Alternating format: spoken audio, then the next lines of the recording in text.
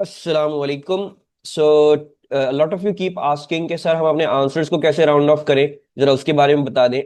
तो I have decided to record a video जल्दी से शॉर्ट ऑन दिस, ताकि आपको समझ में आ जाए कि आपने राउंडिंग ऑफ कैसे करनी। ठीक है, सबसे पहले तो आपने सिग्निफिकेंट फिगर्स का कॉन्सेप्ट समझना है। तो सबसे पहली बात क्या होती है कि तमाम डिजिट्स जो कि जीरो नहीं होते वो सिग्निफिकेंट होते हैं। जैसे अगर 222 लिखा हुआ है, so this is going to be 3SF। सही है, all of the twos are significant because ये जीरो नहीं है। हमें सिर्फ डाउट जो होता है ना वो जीरोज में होता है।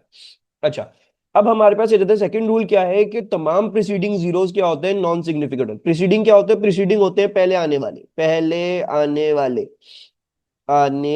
वाले। सो वो तमाम जीरोस जो पहले आ रहे हैं किसी भी सिग्निफिकेंट डिजिट से, वो क्या है? वो नॉन सिग्निफिकेंट है। जैसे ये दो जो आ रहे हैं ये नॉन सिग्निफिकेंट है, हम इनको सिग्निफिकेंट काउंट नहीं करेंगे, सिर्फ बाद के टूज को सिग्निफिकेंट काउंट करेंगे, तो ये 2SF हो जाएगा। ठीक है।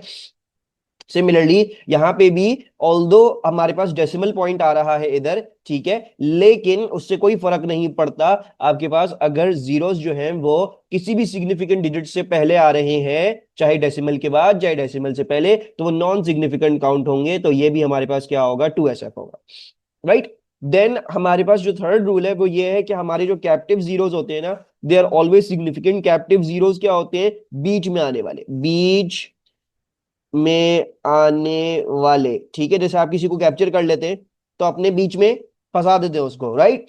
तो इसी तरह ये जीरो जो है वो कैप्चर हुआ हुआ है बाय दीज टू। इन दोनों का जो है वो एक तरीके से समझ लो, जैसे कोई वॉर होती है, वो पकड़ के ले जाते हैं लोगों को, ठीक है, उनको कैप्टिव बना लेते हैं। तो ये बेचारा भी इन दोनों के हाथों कैप्टिव बना हुआ है।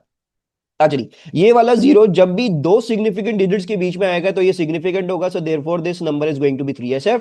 सिमिलरली ये वाले दो जीरोस भी डेसिमल पॉइंट के बाद आ रहे हैं, लेकिन हमने ये नहीं देखना डेसिमल पॉइंट का भी इसमें, हमने इसमें देखना है कि यार ये दो सिग्निफिकेंट डिजिट्स के बीच में आ रहे हैं, बिल्कुल आ रहे हैं, तो ये भी सिग्निफिकेंट होगा। सो देयरफॉर ये हमारे पास क्या हो जाएगा? 4SF हो जाएगा। ठीक है। अच्छा, अब आ जाती हैं जो सबसे कंफ्यूजिंग रूल है, वो सिर्फ और सिर्फ ट्रेलिंग जीरोस का है। बाकी तो ऊपर वाले बड़े सिंपल है कि भाई तमाम नॉन जीरो नंबर सिग्निफिकेंट होते हैं, पहले आने वाले जीरोस कभी सिग्निफिकेंट नहीं होंगे, बीच में आने वाले जीरोस हमेशा सिग्निफिकेंट होंगे। आखिरी जो रूल है, और ये सबसे ज्यादा लोगों को कंफ्यूज करता है, ये है ट्रेलिंग जीरोस का। ट्रेलिंग जीरोस में दो पार्ट्स है। ट्रेलिंग जीरो में पहला पार्ट ये है कि आप पहले, अगर हम उन नंबर्स की बात करें जिनमें डेसिमल पॉइंट नहीं है, ठीक है, तो the first rule is about those numbers that don't have any decimal point. Trailing का क्या मतलब होता है? ट्रेलिंग का मतलब होता है आखिर में आने वाले, ठीक है, फॉलो कर रहे हैं, आखिर में आने वाले, इसी को हम कहते हैं ट्रेल। ठीक है। सो जो भी जीरोस, अगर उस नंबर में डेसिमल पॉइंट नहीं है, ठीक है, तो वो सारे जीरोस जो सिग्निफिकेंट डिजिट्स के बाद आ रहे हैं वो नॉन सिग्निफिकेंट है, तो ये 1SF हो गया। ठीक है, इसमें सिर्फ टू सिग्निफिकेंट है, ये दोनों जीरोस नॉन सिग्निफिकेंट है, ये ट्रेलिंग जीरोस में काउंट हो रहे हैं। और क्योंकि इस नंबर में कोई डेसिमल पॉइंट नहीं है, तो हमने सीधा सीधा क्या कर दिया? हमने इन दोनों ट्रेलिंग जीरोस को नॉन सिग्निफिकेंट कह दिया। अच्छा, इसमें देख लेते हैं, इसमें ये दोनों आखिर वाले जीरोस तो नॉन सिग्निफिकेंट होंगे, और ये तीन डिजिट क्या हो जाएंगे? सिग्निफिकेंट हो जाएंगे, बिकॉज ये कैप्टिव जीरो है। ठीक है, तो 1 और 8 वैसे ही होंगे और कैप्टिव जीरो भी होगा, so this is going to be 3SF। ठीक है। लेकिन अब हमारे पास ये रूल है कि ट्रेलिंग जीरोस के केस में अगर हमारे पास डेसिमल पॉइंट आ जाए, जैसे आप देख रहे हैं 2.00, ऊपर मैंने क्या लिखा था? 200 लिखा था, तो उसमें आपने ट्रेलिंग जीरोस को नॉन सिग्निफिकेंट अज्यूम कर लिया। लेकिन अगर आपके पास ट्रेलिंग जीरोस आ रही हैं डेसिमल पॉइंट के बाद, ठीक है, जैसे 2.00, अब आपके पास डेसिमल पॉइंट के बाद जो है वो ट्रेलिंग जीरो आ रहा है, तो जो जीरोस डेसिमल पॉइंट के बाद आएंगे वो सिग्निफिकेंट होते हैं। सो 2.00 ये क्या हो जाएगा? ये एक्चुअली 3SF हो जाएगा, because these two zeros are trailing zeros, but they are coming after the decimal point, so therefore they will be considered हमारे पास सिग्निफिकेंट। ठीक है। सिमिलरली इसको देख लो, 2.0050। एक काम करते हैं, इस एग्जाम्पल को हल्का सा चेंज कर लेते हैं, ठीक है, ताकि आपको एक और केस भी बना रहे। 20.050 कर लेते हैं इसको। ठीक है। अब देखो इसमें क्या होगा, देखो ये सिग्निफिकेंट है, ये सिग्निफिकेंट है, ठीक है जी, तो इनके बीच में जितने भी नंबर आ रहे हैं वो भी सिग्निफिकेंट हो गए। ठीक है जी, तो हमारे पास ये तो चार सिग्निफिकेंट हो गया, और ये वाला जीरो क्योंकि ये डेसिमल पॉइंट के बाद आ रहा है, सो therefore this is also significant. तो ये कितने सिग्निफिकेंट डिजिट्स हो गए? एक, दो, तीन, चार, पांच, इसमें सब के सब ही जो है वो सिग्निफिकेंट हो गए हमारे पास। So this is a 5SF number. ठीक है। अच्छा, इवन इनफैक्ट अगर फॉर एग्जाम्पल कुछ ऐसा होता है 20.00 फॉर एग्जाम्पल, तो तब भी आप इसको क्या करते हो? तब भी आप इसको जो है वो 4SF बोलते आप बोलो सर आपने तो अभी बोला ट्रेलिंग जीरो अगर डेसिमल पॉइंट के पहले आ रहा हो तो फिर हम उसको नहीं लेते। मैंने ये नहीं बोला। मैंने बोला कि भाई देखो दो टाइप्स है, एक उन नंबर्स की टाइप है जिसमें डेसिमल पॉइंट एग्जिस्ट ही नहीं करता, तो उसमें तो ट्रेलिंग जीरोस को हम हमेशा जो है वो नॉन सिग्निफिकेंट काउंट करें। और फिर वो नंबर्स जहां पे डेसिमल पॉइंट प्रेजेंट है उसमें डेसिमल पॉइंट के बाद आने वाले तमाम जीरोस क्या होंगे, सिग्निफिकेंट होंगे। ठीक है, तो अब इसको देखो ये 4SF कैसे है, ये सिग्निफिकेंट है। और मैंने आपको पहले ही बता दिया डेसिमल पॉइंट के बाद जो जीरोस आते हैं वो भी सिग्निफिकेंट होंगे। तो ये भी सिग्निफिकेंट हो गया, ये भी सिग्निफिकेंट हो गया, ये जीरो इन दोनों सिग्निफिकेंट फिगर्स का कैप्टिव जीरो हो गया। सो देयरफॉर ये हमारे पास क्या हो गया, ये हमारे पास 4SF आ गया, ये वाली आखिरी वाली वैल्यू भी। ठीक है, so this is significant figures.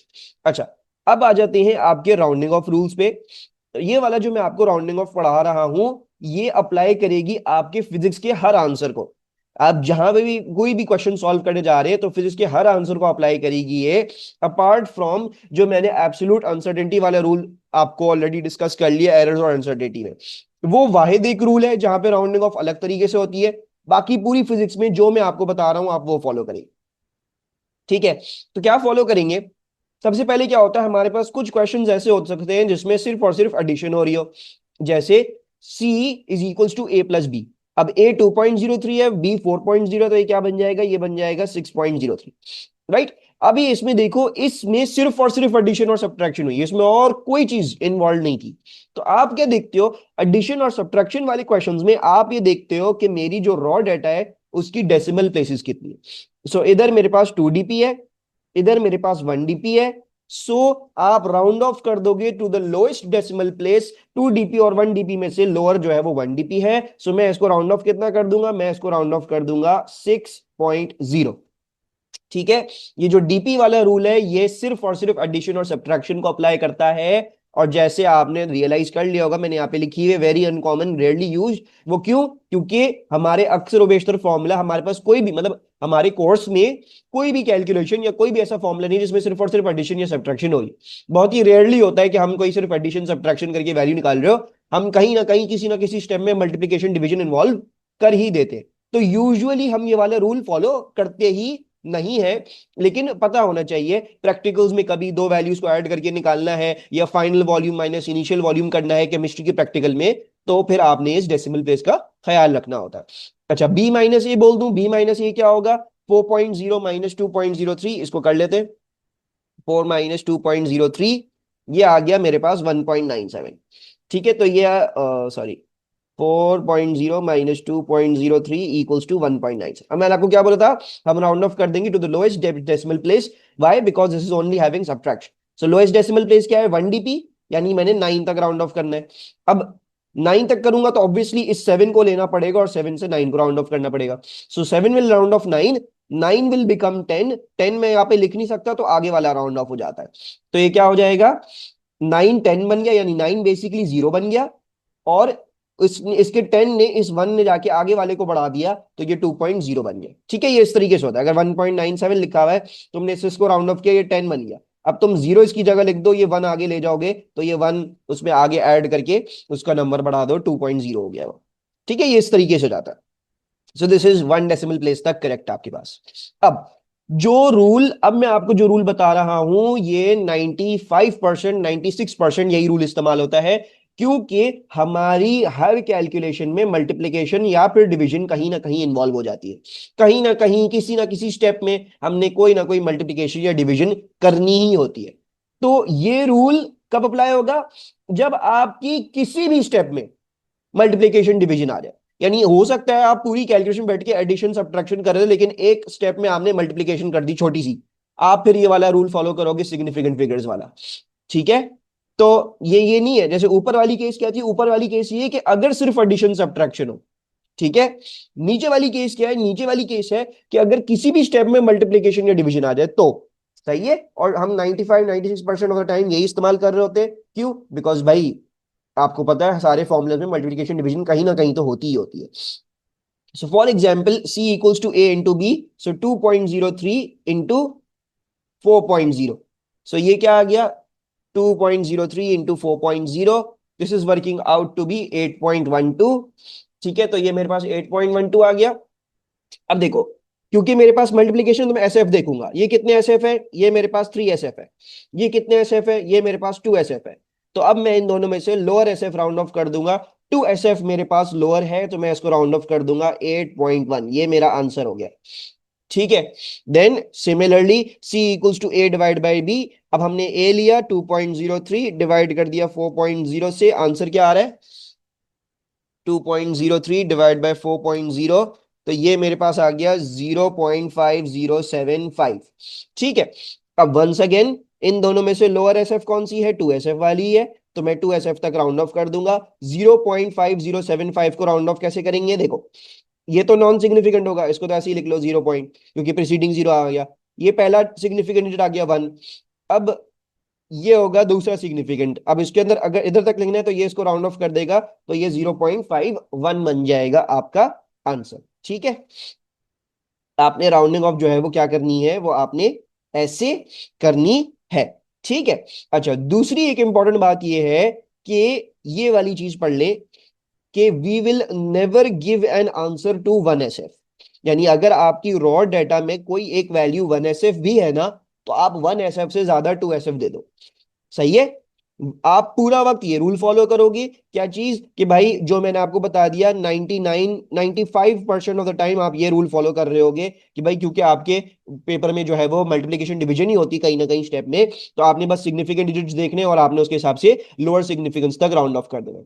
ठीक है, आप ये करोगे, यही रूल है, करेक्ट। ठीक है। लेकिन कभी कभार ऐसा होता है, जैसे अगर फॉर एग्जांपल ए तो आपके पास लिखा हुआ है 2.03, लेकिन बी लिखा हुआ है 1, या बी लिखा हुआ है 4, तो अब आप देखो, अब आप ये क्या हो गया, ये तो 1 एसएफ हो गया। अब मसला क्या है, 1 एसएफ तक राउंड ऑफ करूंगा तो बहुत ज्यादा एक्यूरेसी लूज रहेगी, तो हम कभी भी 1 एसएफ तक राउंड ऑफ नहीं करते।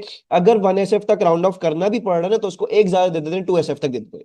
बस ये बात याद रखना। तो अगर फॉर एग्जाम्पल 2.03 4 से मल्टीप्लाई हो रहा था इधर, ठीक है, लेट से अगर ये 4.04 लिखा हुआ होता, तो अभी भी मैं इसको 8 नहीं लिखता, क्योंकि मेरी 1 एसएफ हो गई है, नहीं, मैं इसको 1 एसएफ से एक ज्यादा 8.1 ही देता। बस याद रखो कि हम कभी भी 1 एसएफ तक नहीं जाते, we don't go to 1 SF for these kind of rounding off. ठीक है। अगर कभी 1 एसएफ तक आ भी रहा हो तो आप उसको एक ज्यादा 2 एसएफ दे दो, and that's it for this recording. ठीक है। आई विल सी यू इंशाल्लाह लेटर विद काइनेमैटिक्स।